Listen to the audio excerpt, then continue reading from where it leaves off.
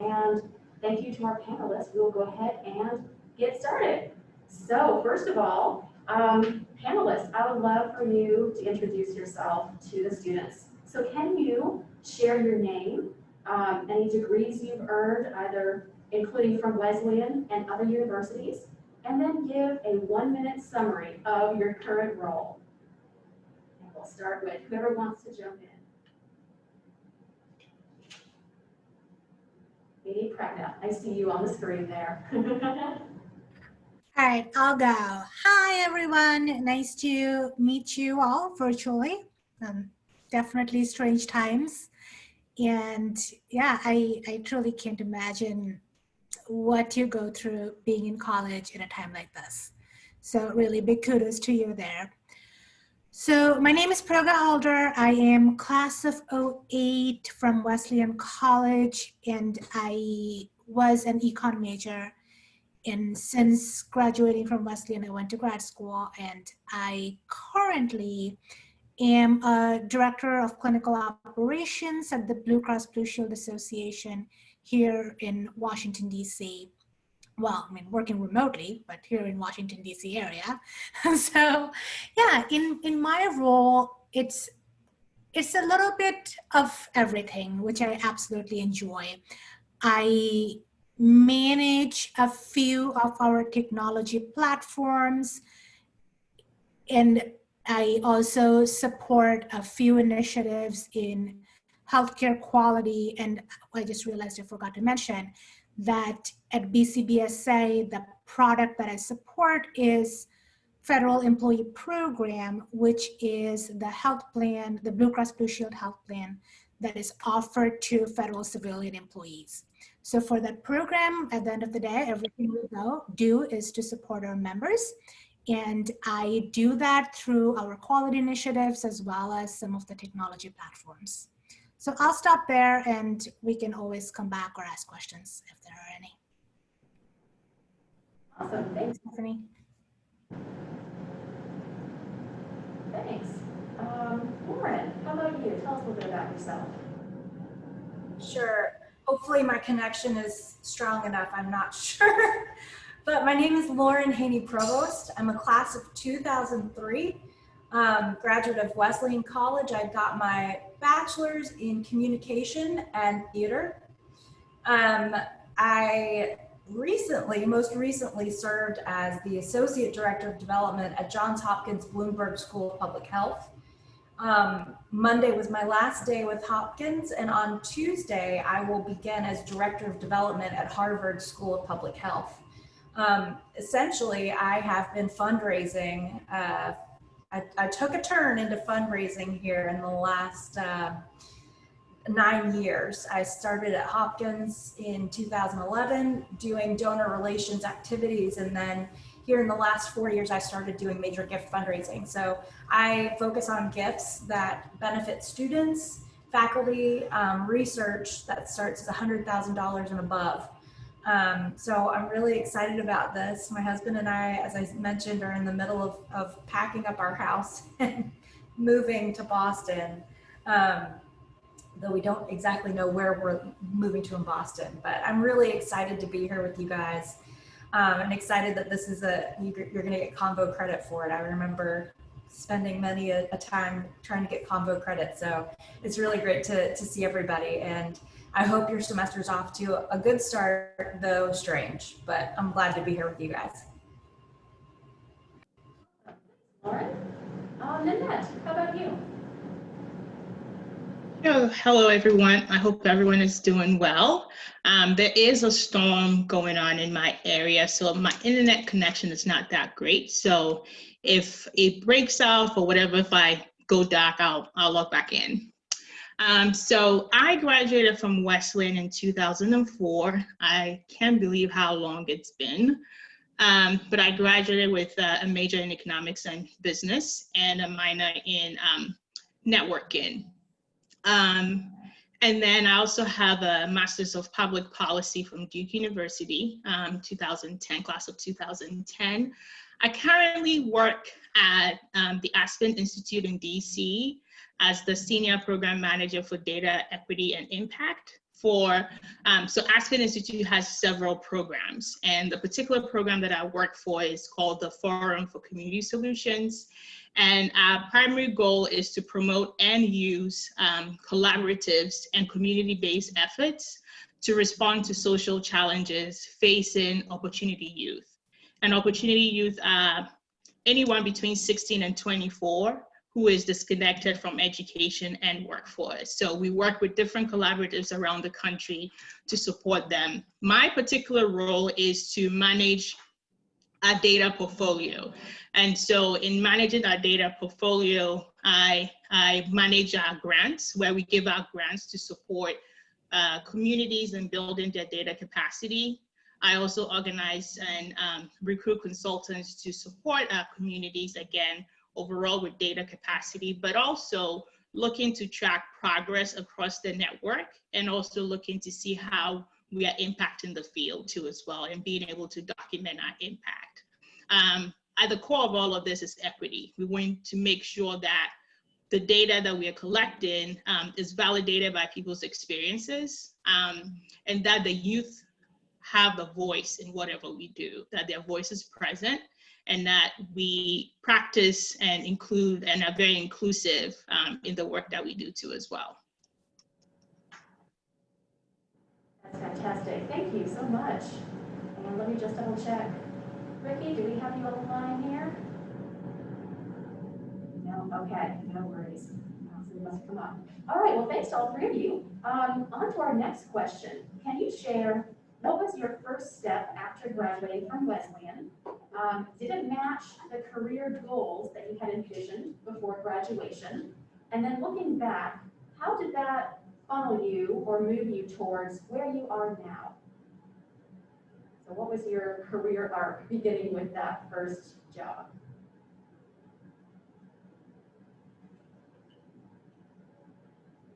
I'm happy to jump in and answer that question because I've been thinking about this particular question. So after graduating in 2003, we were in a bit of a recession, and it took me quite some time to find a job.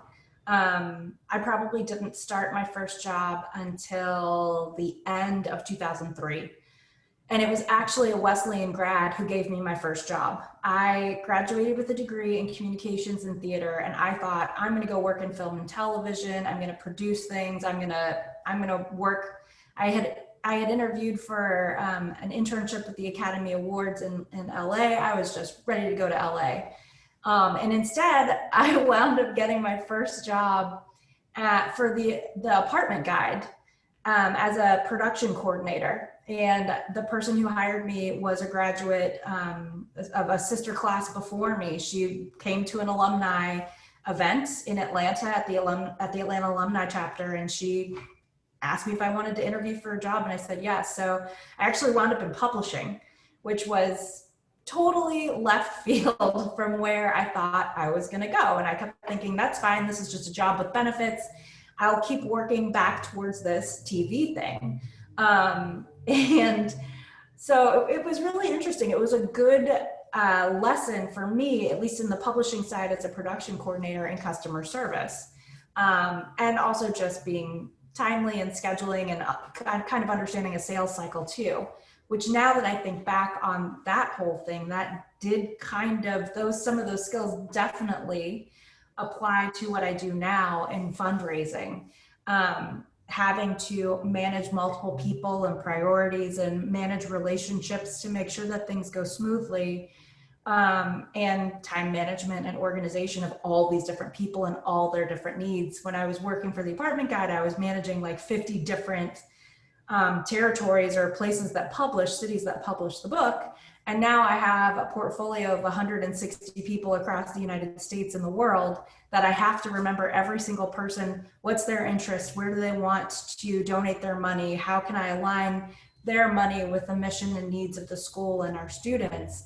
So it's very interesting to think that I started out in publishing and now here I am in fundraising, which I never in a million years honestly truly thought that I would ever wind up having a 10-year career in fundraising. Lauren. That's cool to hear how that all came together. Awesome. Another panelist want to jump in here? All right, I can go next. So after Wesleyan, I went to graduate school and I got my Master of Science in Public Policy and Management from Carnegie Mellon University. To be honest, when I started my education at Wesleyan, I was an econ major. It was 2004. Everybody wanted to be an investment banker. If you're in economics or business, I would think like life would be like in New York City wearing 4-inch stilettos and walking around. I probably can't do that right now. So that's besides the point. So that was kind of like that pie in the sky dream. And I don't even know really, like at some point it was just like, I don't know if that's what I want to do. And it wasn't like there was a pivotal moment when I made that decision. What did happen, I'm very grateful for this thing I'm about to tell you. One of my econ professors, and her name is Dr. Ishwan Lee, she was there actually 2004 to 2008, just the entire time I was in college. I took a bunch of classes with her being a major, and I also, she was my advisor as well. And she actually encouraged me to apply to this graduate program because I didn't really know what I wanted to do. And she encouraged me to apply to this program. She said, you have a lot of interests. You are not hell-bent on doing one thing, and that's your life's passion and dream. So why don't you go apply to this program? This has a very broad scope and you can make what you want to make out of it. And I was like, okay, I didn't even know what the heck public policy was, but hey, we'll find out. So yeah, so I applied and I did apply to a bunch of other schools like finance programs and so on. And in the end, I chose to go here, and I am very grateful that I did for various reasons, personal reason as well. I met my husband there, so I do call that degree my MS and my MRS, so there you go. But the program itself, again, it was very broad. You could pursue, like for instance, like there were folks there that had to do, and there's no harm in it, that had to do kind of like a catch-up math class over the summer to be able to enroll in the entry-level math class that is a requirement for the degree. But then there are people that were math majors and that could like skip 4 classes. So my point being is, it really offered you a lot of ranges. And to a certain extent, you could take classes in other schools at CMU, which was great as well. So I think that education, and also coupled with a lot of aspects that I learned from the liberal arts aspect of Wesleyan College, and the fact that you had to actually take a lot of other classes beyond your major, really prepared me for my career, where I have always been the person who likes doing different things. Sometimes I feel like maybe it's because I don't know what is that one thing I will need to do or want to do. And I think like 12 years down the road, now I'm like, it's okay. It's okay not to have that because it keeps you open to opportunities. And I will tell you this, if it wasn't for that, I spent about 7 years of my life in management consulting. And then I came to healthcare management or health insurance, whichever way you want to call it. And it's a different field, but even here, I work on different kinds of projects, and in many of them, I didn't know about this before I started working here. I work in quality, and it's something I learned here. So again, like with so many words, what I'm trying to say is that both my Wesleyan education and my grad school, they offered me the breadth and they gave me that encouragement to explore the opportunity, to explore the breadth. And that really helped me in my career. That's fantastic. Thank you. I got some really good points in there. Nanette, how about you? Yeah, sure. So I say when I graduated from Wesleyan, I honestly didn't know what I wanted to do. So if you don't know what you want to do, that's okay. You'll figure it out. And trust me, there's still people 10 years out who are still trying to figure it out.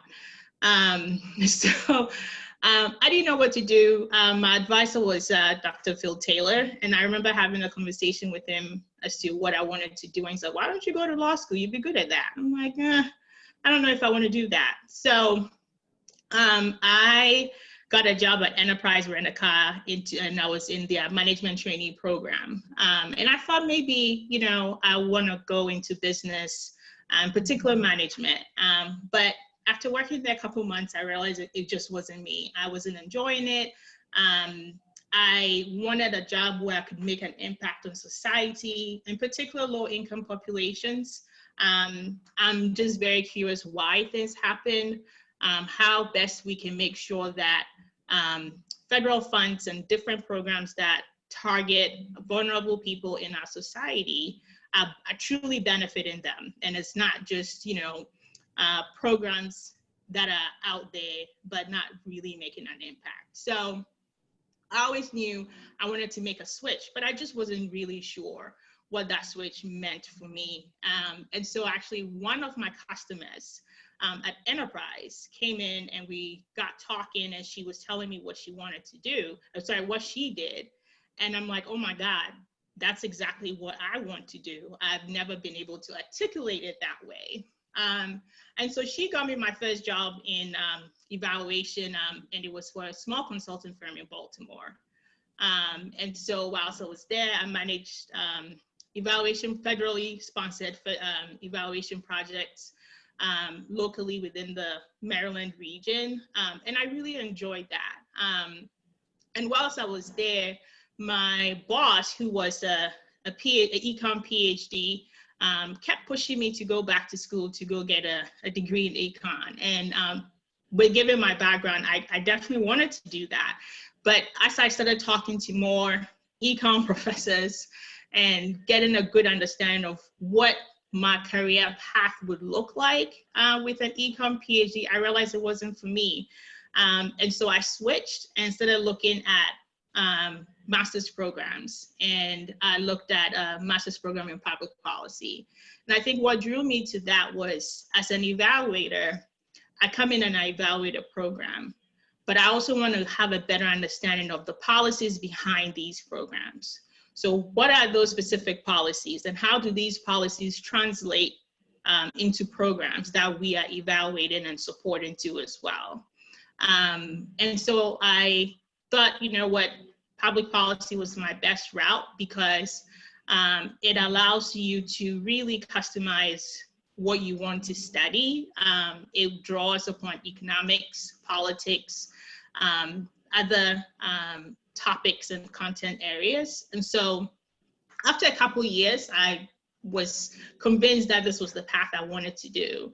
And I'm glad I did go into and get my degree in public policy, because not only did I come out having a better understanding of how policies are shaped and how policies translate into programs, but also really understanding the methodology behind doing evaluations. I learned a lot of what I do as an evaluator on the job. I can't say there was a specific class in my undergrad program that really prepared me for it.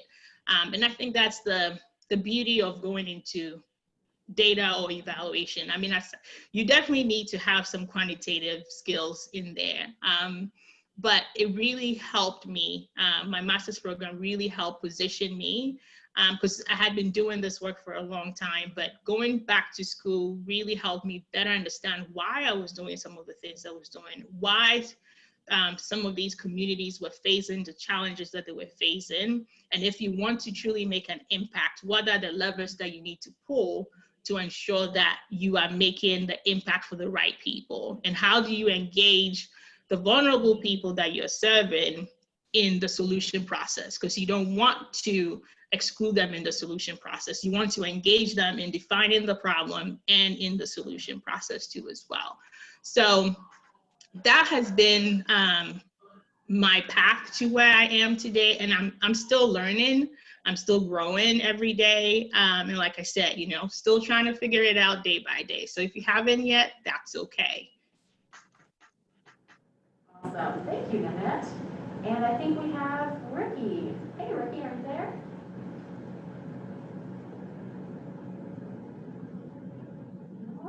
I'm unmuted. And can you hear me okay? Yeah, awesome. Hey, glad to Okay, good. Hi, I am Ricky, aka Marika Rogers. And as you can tell, it's been a while since I got out of Wesleyan. My path, and I was inspired to speak on this webinar because I got out of school at a time where there were some challenges in the job fields. So at Wesleyan, I kind of found my path to a career by, I started kind of pre-med, and then the opportunity came up that I could become an engineer with a dual degree with Mercer, and that sounded pretty interesting. So I literally I'm part of the class of '88, but I didn't officially graduate until '91. And at that time, I'd put all that work in, and engineers with degrees were kind of a dime a dozen, and there was a huge recession. So it was a challenging time, and I think that's somewhat similar to what's happening right now. But I kind of had some notes that I've made to, I think, my younger self as to help us to do this. But I think I did a lot of things that really, really worked, because the biggest things that I did and may have been able to do better was really networking. And that's networking with everybody, including peers, because as other peers are going out there for jobs, they might find jobs that aren't right for them, but they might be right for you. So having everybody keeping an eye out for everything, it was very important, as well as friends and family. And where necessary, because I'm an industrial engineer. And how many of you know what an industrial engineer is? Yeah, sometimes people don't. So I really had to kind of explain what I do. And a lot of that was saying, well, I help people and processes to come up with better processes, or in manufacturing ways to make things, or in business, it works as well. So I can help them make things work better. And I had to make sure I explained that to everybody that it really wasn't in my industry. And I had to really be open to other and adjacent opportunities. So I knew that, getting into engineering right away wasn't going to necessarily be the ultimate opportunity. And I had to kind of take things that weren't exactly, after all of that study, what I expected. But by doing the things I did, I got to where I needed to go. So one of the things I did was my summer job was a desk clerk in a hotel. As soon as I graduated, they called with an emergency that their night auditor had been basically, they'd lost their night auditor, and they really needed somebody to temporarily do this while they were going to get the old one back. And they're like, well, you're really smart. You've been to college. It certainly wasn't what I intended to do, but I went in, and in 2 days I learned it. But I had good opportunity to just even get more good references from that company to help. The first job opportunity that I actually ended up with was teaching middle school math and science. There had been a hurricane, and there were, tons of middle school children that needed to learn math and science, and an engineer had a lot of that. And those of you that are in the education field, just think about doing it without really having the education classes. So it was a huge challenge, 36 kids in a portable, changing every 55 minutes. And I learned how to teach while I was doing it. So I took some classes, and by the second semester, I'd kind of figured out that it wasn't, just go in there and lecture. But I learned that it had a lot of adjacent skills in that job. And I knew that later when I was working, I had to train people. So it did give me a lot of skills. And it also helped me to develop, really working through a challenge. And it was a challenge. And then my first opportunity kind of in the industry and field was taking a job as a drafting designer at a company. And just by being open to taking that job, within 3 months, they had an opening as an industrial engineer, and I got the job. So it was an indirect path, but by being really patient, persistent, continue to network, I got there. And that was, you know, hard times, but getting into the job that I wanted from an indirect path, so really be patient about it, and opening helped me. The other things that helped along the way in the career and really getting to where I wanted to go, the opportunity to go into a big company, a big high name company was not there. But from the first company that I worked for, I actually ended up being able to take a job with Procter & Gamble. And so they're a big name company and I learned a lot more, but it wasn't quite the direct path that I would have thought. And it wasn't, you know, just, oh, it just happens. So if you know, if you're graduating soon, things are tough, just really make sure, just really network. The other things that can help too, that have helped me along in my career are certifications. So finding any industry associations related to the field, and then getting certifications, because certifications, as well as your education, can get you through HR to get further along with companies, and then continuing to network. So along the way, after Procter & Gamble, I worked for another big industrial equipment manufacturer, and took some classes with a fellow that worked at Lockheed Martin in Lean Six Sigma, and he was impressed with me. And when he took a job at another plant for them and became what's called a Lean Six Sigma Master Black Belt, I learned how to be a black belt from him. I ended up taking his job, so I actually got to work for Lockheed Martin for a while. So I had all that, and by having some big names under my resume, that really helps too, to give you some more credibility along the way. So those were kind of the key things that I found that, hey, this worked for me, and I thought I'd like to share with young women who are just, you know, getting out there and you know, facing these challenges, coming out in some bit challenging times. Are there any? Well, what questions do you have? Hey, thank you so much. I'm going to maybe tag team off of some things that y'all have mentioned. Kind of some themes I've heard y'all saying is your first step is going to be a door opener, and that making connections and really being open to continual learning are really crucial to kind of continuing to make your path.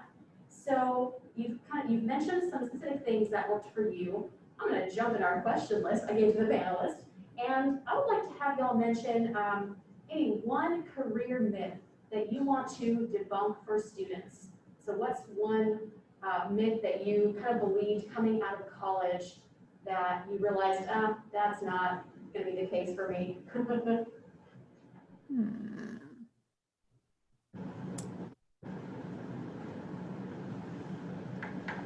Well, I have one, and that was that the myth for me, and I think it was pretty obvious along what I said, is that that you know, you do all this work in college and you're going to immediately get a job in field.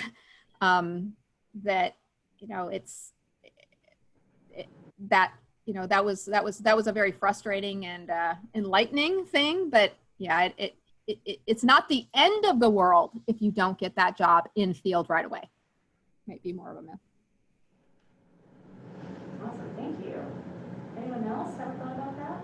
I can go next. I think when I was in school, maybe it wasn't me, or I was told us that there is the tendency to be an expert. And I don't mean that what you go to school for, you should know it because you went to school for it. But that being said, you don't have to be coming out of college with a bachelor's degree, or even I went straight to master's. So even at that point, and be an expert in what you're trying to do. It's okay to say, I don't know this, I will learn and I will find out. And I think actually for many of us, and myself included, it actually takes a lot of courage to say that, because you're admitting that you don't know something. But then again, when you were in your first job, especially, really, I mean, I guess like if you're a surgeon as your first job, that's a whole different story. I want my surgeon to be an expert no matter where you are in your career. But for many of us who are not in that kind of a life and death situation, nobody's really expecting us to be an expert, especially on our first job. So it's totally okay to admit what you don't know, but do have the initiative to know and learn and find out.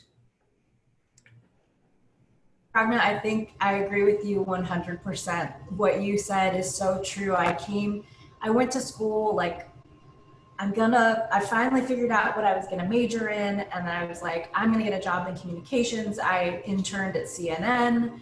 I, worked for the Essence Music Festival. I was like, I wanna do production, producing, like this is just what I'm gonna do. This is what I'm meant to do. And the job market wasn't hot. And I just kept beating myself up that I'm not even doing something in my major. This is terrible. I have failed completely. And it was a pressure that I put on myself because I didn't realize and understand, I think, for myself that, and now looking back on it 20 years later, is that my skills, the skills that I learned in a liberal arts setting were one that, no, I didn't know everything, but I was interested and curious in everything that I came across. And because of that curiosity, I've always just wanted to know how something works. And so like Pragna said, I took the initiative to figure things out. I took the time to, if I didn't know something, I would just go down a rabbit hole to figure everything out about it, call people, talk to other people about it, to see how they figured it out, what they knew about it, until I became my own expert at it. And then other people came to me. And the funny thing is, while I didn't go into television and news and theater production, I wound up having a pretty long career, even starting in the publishing world.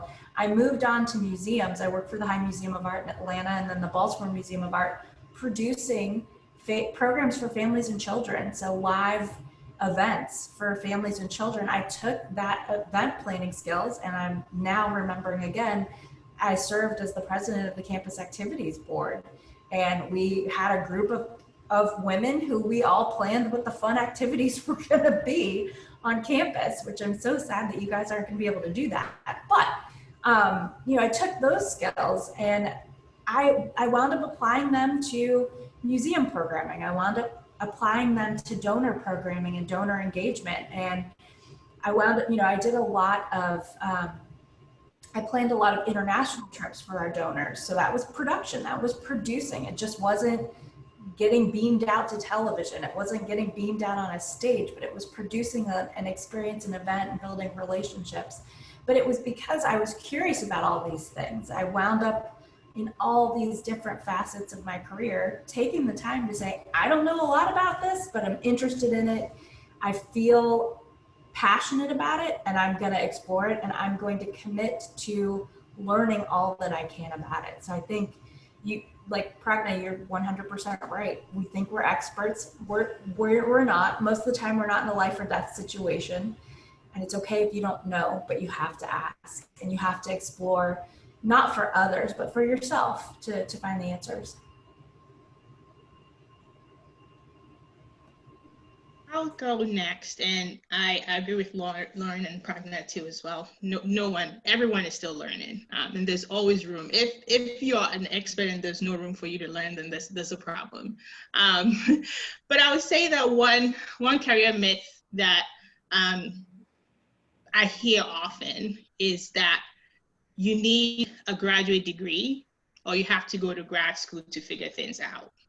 No, it's not true. And coming from someone with a graduate degree, I think that graduate school is expensive, number one, and it takes time out of your life. And so before you go to graduate school, think carefully about what you want. What you want to do, what kind of a lifestyle you want. I think a lot of times people are just thinking about the dollar signs. And of course, we all look to that. But you have to think about the kind of a lifestyle you want. And is this graduate degree going to add value to your career, but is it also going to add value to the life you want to live and the kind of impact you want to make in society? So yes, graduate school is great. I encourage everyone, if you can, to get a graduate degree, but you don't have to be successful. Look around you and you see there are so many people who do not have graduate degrees, but are successful. Great advice, thank you.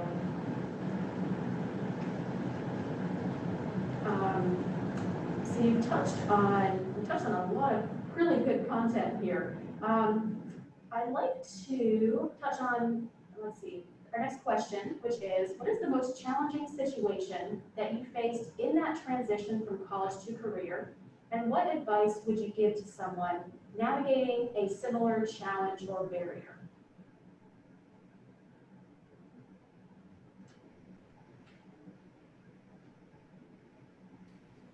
For me, the biggest challenge between making that transition from college to career was just applying for jobs. I don't know what it was, but for me, there was this big roadblock that I had to meet every single wicket that was listed in the job requirements, and that I just had this fear that I was picky for jobs. I was just picky on the jobs that I was applying to. B, it would take me forever to finish a job application because I was trying to tailor a cover letter for every single one, and it would take me a day to write a cover letter.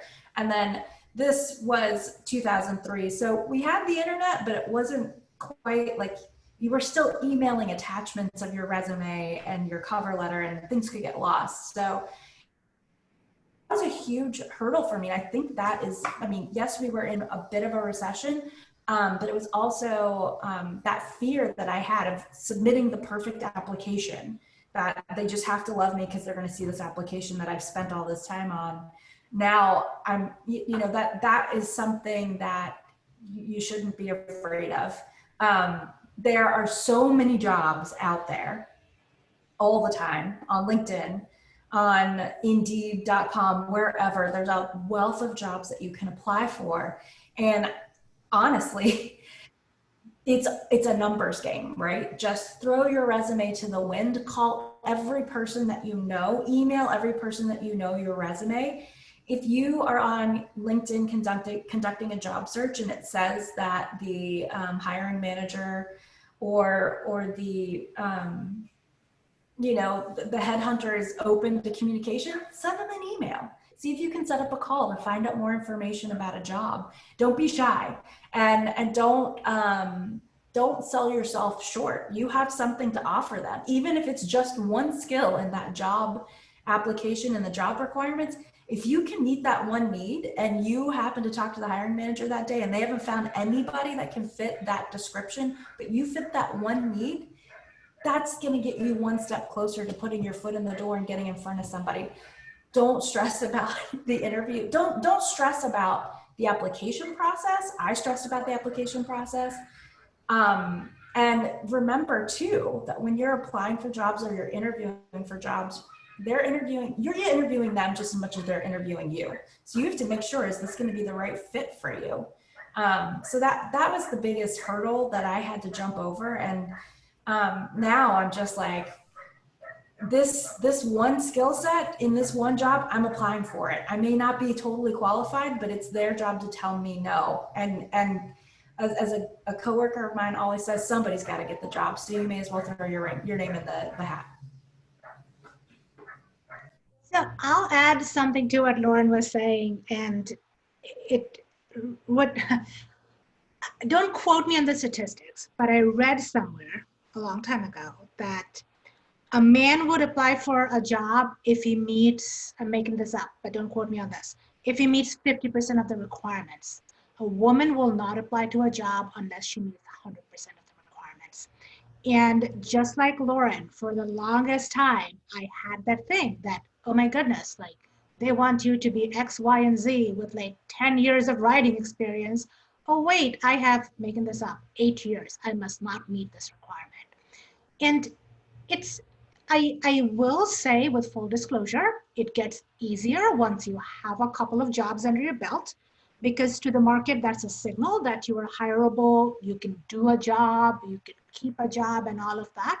And getting your first job, I completely echo Lauren and everybody else here actually, is much harder than getting your second, third, fourth jobs.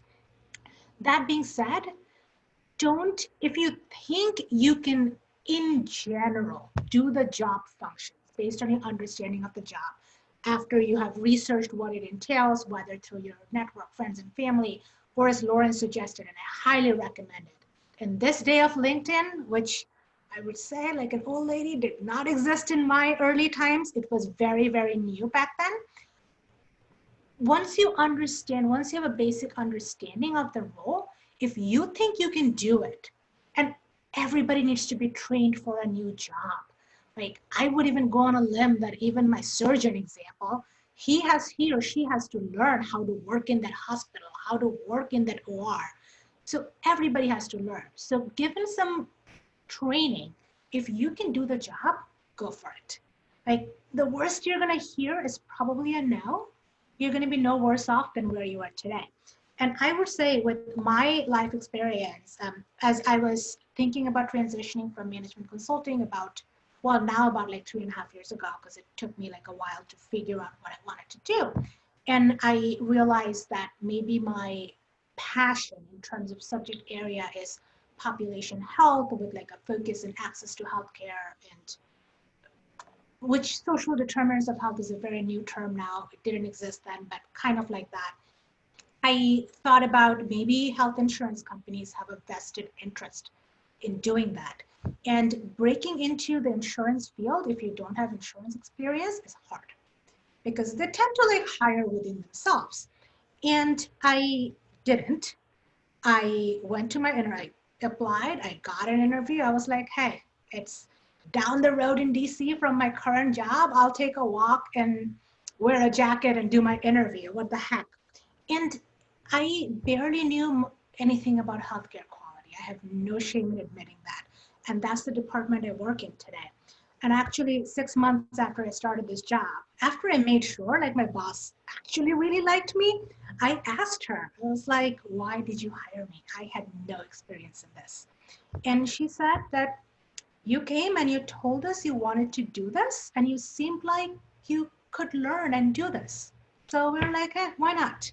To Lauren's point is that you may not have all the requirements, you may not have the subject matter knowledge or all the things that they're trying to hire for, but my boss was looking for somebody that can learn quickly, that can easily adapt to different kinds of projects and can work in a cross-functional environment, which I have in my other experience. And she was like, I can teach you the rest.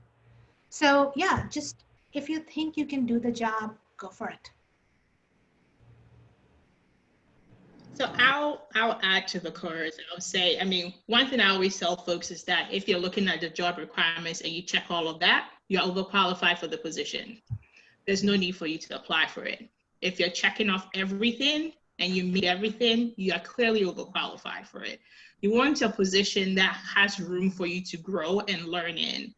And so there has to be things in there that you don't know, or you never, you don't have that skill. And like Pragna, for instance, for me also, I've worked with vulnerable populations, but I had never worked specifically with opportunity youth. That was new to me, but I still was able to get my job. And again, looking at that, you would think that, oh, I don't check off all the boxes. But again, that doesn't allow you that room to grow and stretch yourself. So always give yourself that room also. And as someone who's hired people, I look for that. Like if you're coming in and you're checking off all the boxes, that raises questions for me. Again, how are you going to grow in that position that you have? You always have to think about that. What are the growth opportunities for me within this particular position? If I might add,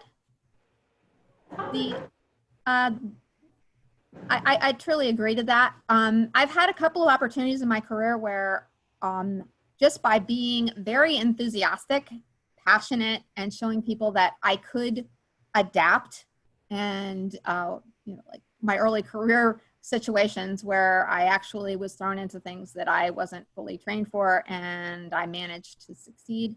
That a lot of companies want that. They want somebody who's got the basic capabilities to learn, and they can kind of mold them into their own culture. And as you go through your career, you will note that there is a whole lot to learn. Almost every company has, a litany of things that have to be trained, job specific for the company. So it's not just, if you don't have the specific degree here in this or that means you can't have the job. They usually have some internal training or external opportunities to make that happen, and that can help you succeed. Great points. Thanks, y'all. That is such good content in there.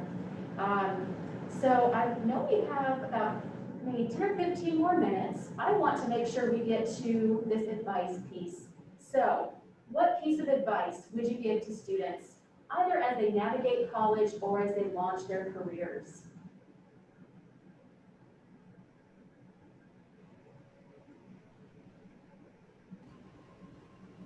Keep yourself open to any possibilities. Honestly, you have to keep yourself open. Unless you truly know, I want to be in nursing, I want to be this or that. Life throws you all kinds of strange curveballs, and they come out of nowhere when you're not expecting them. But I do think that your experience at Wesleyan, and I should just speak for myself, my experience at Wesleyan prepared me to make those decisions when I was faced with them. Most recently, I've been working at Hopkins for 9 years, and I was conducting a search, kind of just putting feelers out there in terms of what was my value on the market right now if I were to continue to look at other aspects. Actually, I was looking to maybe exit fundraising and go back to programming and event planning.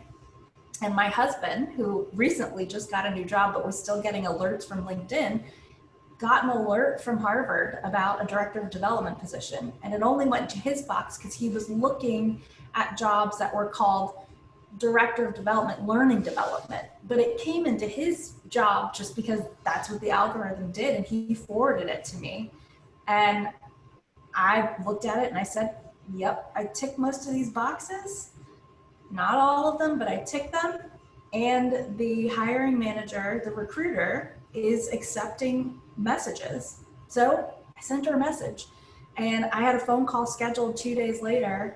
And a week after that, I had an interview, and a month of interviews, I had a job offer from Harvard. And I was not, at no point in my life did I ever think that I would be moving to Boston. I had purchased a house here in Baltimore. We have been happy mostly. We've been, Boston was not in the cards. It's very cold in Boston. I'm a Southern girl. I'm from Georgia. It's too cold up there, but we're gonna go. And it's because I think we want to keep ourselves open to these opportunities because they're growth opportunities. And so even while you're at school, keep yourself open to new experiences and meeting new people and trying new things. When we can get back out of a pandemic and we can be back on campus, try those things. And after you graduate, send out your resume to whatever thing that might interest you. You never know what you're going to learn. And when you learn about these things, you're going to learn more about yourself. And I think you never stop learning. And in fact, I think as you get older and you still never know what you want to do, but you know that you're interested in something else over here, and you can go explore that because you will continue to build experiences and skills and knowledge as you grow older, but you're always going to be hopefully curious to learn about the next thing about yourself and what you can do. And I know that as Wesleyans and as Wesleyan grads, we are capable of a lot. I've never met a stronger group of alumni, smarter women who all aren't afraid to ask the right questions and to ask, if somebody tells you no, you ask why not, and how can I change it? So I'll leave it there. Awesome. Thanks, Lauren. I'll piggyback on what Lauren was saying in terms of being open to opportunities. And I'll absolutely that. I mean, definitely couldn't have said it better. In addition to that, I would also say that never think any work is beneath you. There is sometimes, I remember when I was in college or in grad school, we joke about like, haha, that intern brings coffee to the office, haha, and in a demeaning way. And I don't mean, don't take, excuse my word choice here, don't take crap from people, obviously, that has to be there. That being said, if you can offer to help somebody, if you can make their life a little bit better or a little bit easier, please do. Because most of the time, people remember kindness. And when an opportunity does present itself, they are more likely to remember you because you were kind to them than the alternative, where they may not have even known you. And I'll give a very quick example from my career, and this has happened multiple times. It's just like, I mean, I don't care if all it takes is like making a PowerPoint slide pretty. Like, yeah, I know an intern could have done that, but you know what? Not everybody has the skill. And if I have it and I can help somebody, I'll happily do it. And also, much earlier in my career, when I was in management consulting, and this was when I was starting out in consulting. So basically in consulting, you have to submit responses to or proposals or bids where the company says, this is how we can meet the need of our clients. And this is like the group of people that will support this project. And usually the experts write that actual proposal because they're developing the solution. The starting point in writing a proposal or proposal work is kind of like you help gather people's resumes, you edit them so it meets the needs of the proposal. And that's really like bottom tier job in proposal work. Most of us, myself included, didn't think that was high ranking job. But I remember my husband actually then told me, and he was also in consulting, he still is actually, that, you know, that's sometimes doing that work that nobody wants to do is a good way to be endeared by your superiors. And again, they will remember you. So I was kind of bored. I didn't have a whole lot to do. So I went up to my manager and I was like, I know you're working on this proposal. Is there absolutely anything I can do to help you? And she's like, yeah, I know it's not glamorous work, but can you help me with this staff bios, which is just short biographical sketches of the people that are going to eventually work in this project if it's one. And I was like, yeah, sure, I got you. So I did that, and then the company won that bid. And when time came to staff the project, she actually staffed me in it, even though I had very little skill in that work, but I was willing to learn, and I had helped her before, and she remembered that. And that was a huge turning point in my career because that work was with the American Diabetes Association, estimating the cost of diabetes in the United States in 2012, which is a major, major study that the ADA publishes, and even CDC cites the numbers as the cost of diabetes and yada, yada. And that led to a lot of other important work in my career. And all I'm trying to say here is that it's, to me, I think the turning point was that relatively small piece of work that I didn't really even want to do, but I was like, hey, might as well, let me help somebody out. So yeah, just be willing to offer to help, even if the work may seem like you're making copies one day or fixing somebody's slides or what have you. Thanks, Pragna. If I may, I agree with everything that's been said so far. And there's an opportunity that, you know, presents itself that is sometimes early in my career, I wasn't so good about, and that's take the feedback. And take the feedback, ask for feedback, and try to conscientiously address the opportunity areas that present themselves. and ask more questions if feedback's presented in you and it seems to be, oh, it's negative. You can kind of explain if it's something where somebody doesn't really understand, but if it's feedback about, hey, somebody's saying about this about you, make sure you try to make sure you're very conscious of that and try to address it, and then communicate. So you really can't communicate enough to make sure people understand what it is that you're doing, and present that in a way that people will understand. So you're just not off in a box and you put this out and then people are like, oh, what did they do? And things like that. So those are my 2 tidbits of advice. I can go next. So I would say that know what you want, be your authentic self. Don't try to be somebody else. There is something about you that, others need. So always be your authentic self. And trust your gut when you go for these interviews and you talk to people. I can't remember who said earlier, but remember that you are also interviewing them. And so pay particular attention to what they're saying, and trust your gut. If something doesn't feel right, you're probably right. And it's okay. Walk away from it. You will find another job. I know that's hard to do when, you are out of school and you're looking for a job. But if something doesn't feel right to you, it's not right. Don't do it. The other thing I would say is network. You have LinkedIn. You can go to LinkedIn and search for Wesleyan College, and it will pull all the alums from Wesleyan College. Look through that list. If there's anyone doing something remotely interesting to you, reach out to them and talk to them. Even if they are not hiring, they might know someone who's hiring, and they might be able to, give you tips. And you might learn that after talking to this particular individual, I thought I was interested in this career path, but maybe not. And that's helpful. So just make sure that you're utilizing your networks and maintaining them. Don't reach out to them, you get a job and you don't follow up. You don't want to do that. You want to make sure that you do follow up with them when you do get that job to say, hey, just want to check in, let you know that I have received, I've gotten this job.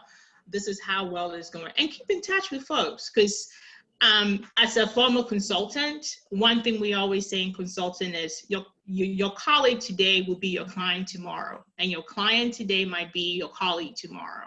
So always treat people with kindness. Maya Angelou said, people might not always remember what you say or what you do, but they remember how you make them feel. And so it's really important that it's not always about your skill set, but it's how you treat people. Thank you so much. That is all just fantastic advice. I want to open it up to the students for just a couple of rapid fire questions. Maybe we'll just have 1 or 2 panelists answer questions that students have. And let's open it up. So students, if you have a question, go ahead and unmute yourself and feel free to ask. Oh, and I have our first question from Shayla, who's here with us in person. Go for it, Shayla. Okay, so here's one question I have. I'm crossroads right now on my future career path.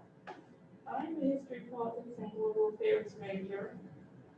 And 2 career paths I'm considering are going to graduate school and earning a PhD in history, or going to law school, learning law degree, and I'm just torn and I was wondering what other career paths could be open to me. Yeah, let me summarize that question. Thanks, Shayla. So Shayla's asking, she's essentially at a crossroads with her decision making.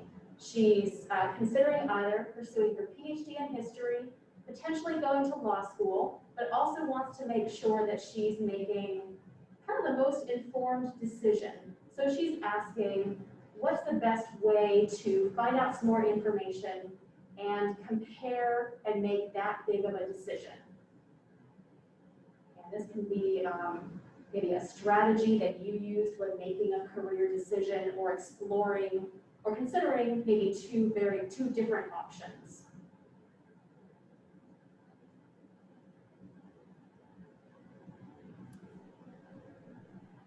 I would suggest doing what's already been mentioned before is really finding people that are in those careers and asking them a little more about what their real day-to-day is, because in the end, when you're working in a certain career, every day, you're spent a lot of time in that career.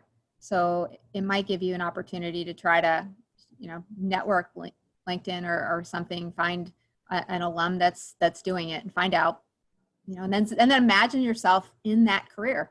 Is this going to make me happy if I'm doing this every day? Thank you. Good advice. And if anyone else wants to jump in, feel free. And students, if you have a question that comes to mind, feel free to unmute yourself and ask away.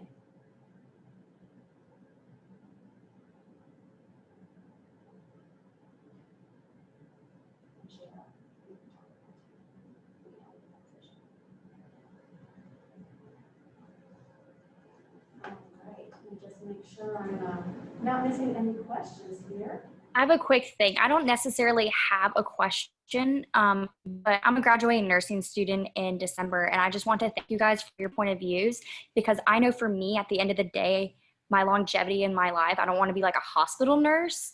And one thing I've noticed of going to these panels, a lot of things that you guys talk about, which is really great to hear, is that we graduate from undergrad with 1 degree, but we might be doing so many different things. And I'm really at a crossroads in my life of what I want as my first undergrad job in the hospital to be. So I just want to thank you guys, because you guys had a lot of great points. And I guess it was just really something, I have a huge test tomorrow. So it was something I really needed to hear for myself and my confidence. So I just want to say thank you guys.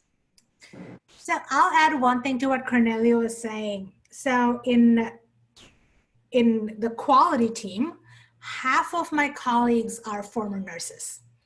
My boss is a nurse, a bunch of my colleagues are nurses, and I'm happy to connect with you also offline if you want. I'm on LinkedIn, and Stephanie can send you my email address, and I'm happy to. I am not an expert in that at all. I cannot save lives, barely have a CPR license, but yeah, it's really important to also see that what are the different pathways you can take with your career, because that education, I think, makes my boss the amazing business manager that she is, because she used to be an ER nurse and she was saving lives there.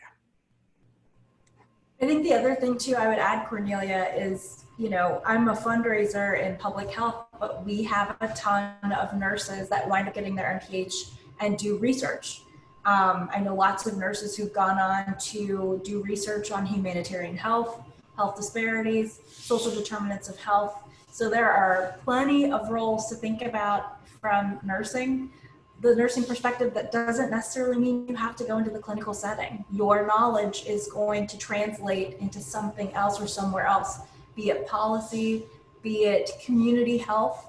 I will tell you right now, there's a huge shortage of people that are willing to go to rural areas, and they will pay you top dollar to go work in a small community health clinic, because they need people like you with your skill set, because the hospitals have closed or whatever. So keep yourself open, and think about, a nurse, a doctor doesn't always have to be in what we think is the normal setting. There's so many opportunities, and same thing for any other field. At any degree you're pursuing or major that you're pursuing has applications in other places in the world and other places in the job market. So think about that. And just like Marika was suggesting, reach out to your alumni network, reach out to people on LinkedIn who have those job titles that you see, and just set up that informational interview and say, tell me what your day-to-day is like. Thank you. Great tips. All right, so I want to respect everyone's time and give our panelists just a huge thank you so much for your time. Thank you, students. I see some applause from the students. Yeah, thank you all for being here, for sharing your knowledge. Just wanted to kind of show that this is a way that Wesleyan alums are just so invested in giving back. And the CC facilitated this, but really it's the alumni who gave their time and their knowledge. And so students, if you'll have questions about, kind of follow-up questions based on this. So Shayla, your question on decision making, we're a resource for that. And we can also kind of talk you through a step-by-step of how to use LinkedIn, how to find alumni. Many of these alums on this panel also have mentor profiles on Purple Briefcase. We can talk you through what that looks like and help you kind of think through any barriers or fears you're facing. This is a demonstration from our alumni of how invested they are in your success. So hope you know that you are supported, students. We've got the Wesleyan community behind us, and this panel is just a great indication of that. So thank you to our panel so much and to students. I'll be on for a few more minutes if anyone has any questions, but that wraps up our official first panel. So thank you all so much. Have a great rest of your night.